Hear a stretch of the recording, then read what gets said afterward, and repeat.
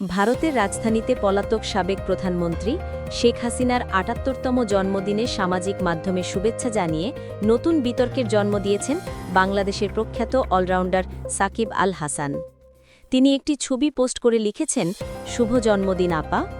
মুহূর্তের মধ্যে এই পোস্ট ভাইরাল হয়ে যায় এবং নেটিজেনদের মধ্যে তীব্র আলোচনা সমালোচনা সৃষ্টি করে। ক্রীড়া উপদেষ্টা আসিফ মাহমুদ সজীব ভুঁইয়া পোস্টটি নিয়ে মন্তব্য করেছেন যে সাকিবকে বেশে ফিরতে না দেওয়াটা যৌক্তিক ছিল, যদিও তিনি সাকিবের নাম সরাসরি উল্লেখ করেননি। একই সময় সাকিবও একটি পাল্টা পোস্ট করেছেন, যেখানে তিনি কারো নাম উল্লেখ না করলেও বোঝানো হচ্ছে তিনি মন্তব্যের প্রতিক্রিয়া জানিয়েছেন। এই ঘটনায় নেটিজেন এবং ভক্তদের মধ্যে বিভাজন দেখা যায়। কিছু মানুষ সাকিবকে সমর্থন করছেন, আবার অনেকে দেশীয় জার্সি গায়ে না খেলায় ক্ষোভ প্রকাশ করেছেন।